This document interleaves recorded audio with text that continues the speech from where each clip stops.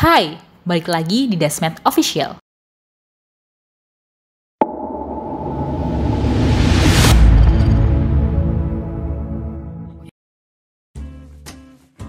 Salam sehat sobat semua.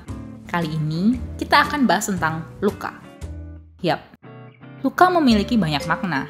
Secara harfiah, menurut Kamus Besar Bahasa Indonesia, luka adalah cedera jaringan pada kulit karena benda tajam dan sebagainya.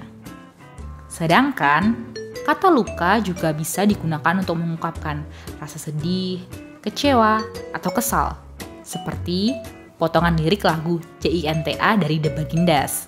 Luka, luka, luka yang kurasakan. Eits, balik lagi ke topik awal. Dilansir dari laman kompas.com, luka diklasifikasikan menjadi dua, yaitu luka tertutup dan luka terbuka. Lalu, apa perbedaannya? Luka terbuka terjadi karena jaringan kulit rusak yang mengakibatkan jaringan kulit terekspos. Luka terbuka ini terdiri dari: pertama, luka lecet atau abrasi. Luka lecet atau abrasi yaitu adalah luka yang diakibatkan dari gesekan benda kasar di atas permukaan kulit. Ciri-cirinya adalah keluarnya sedikit perdarahan di permukaan kulit.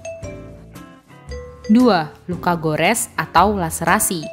Luka ini termasuk juga sebagai luka sayat atau luka robek.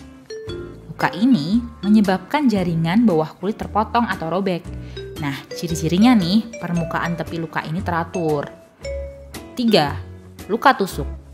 Luka tusuk akibat dari benda tajam yang meruncing seperti paku atau jarum. 4. Luka bakar.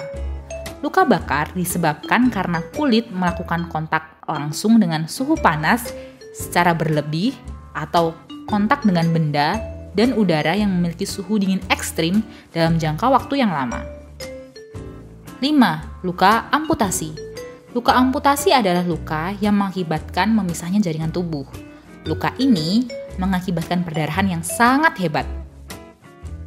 Ketika kita menghadapi kasus luka terbuka, maka ada beberapa langkah yang dapat kita ambil untuk melakukan perawatan luka. Menurut buku pedoman pertolongan pertama yang diterbitkan oleh Palang Merah Indonesia, luka terbuka pada kasus ringan hingga sedang dapat dilakukan dengan: pertama, bersihkan daerah sekitar luka dengan air bersih atau alkohol. Kedua, menempatkan beberapa penutup luka langsung di atas luka. Pada kasus ringan, dapat menggunakan pembalut perekat atau kasa steril. Pada kasus sedang, dapat menggunakan kasa steril dan ditekan di bagian tersebut untuk menghentikan perdarahan. Tambahkan kasa steril di atasnya apabila perdarahan belum berhenti, dan ulangi menambahkan kasa steril hingga perdarahan luka berhenti. 3. Apabila perdarahan sudah berhenti, maka segera barut luka. 4. Pada kasus yang cukup serius seperti luka akibat amputasi, segera bawa ke rumah sakit. Sedangkan pada luka bakar, perawatannya sesuai dengan tingkatan luka. Apabila luka bakar masih dalam tingkatan ringan, maka bisa dengan disiram menggunakan air mengalir selama 20 menit. Kemudian, berikan obat anti nyeri dan balut luka. Selanjutnya adalah luka tertutup. Luka ini terjadi akibat adanya benturan dengan benda tumpul. Cirinya adalah terdapat memar tanpa perdarahan di luar. Menurut sobat, apa aja jenis dari luka tertutup? Dalam buku pedoman pertolongan pertama oleh PMI edisi 2009, luka tertutup dapat berupa memar dan hematoma. Memar memiliki gejala nyeri, bengkak, dan berwarna kebiruan. Sedangkan hematoma yaitu penumpukan darah pada daerah cedera yang lebih besar dari memar.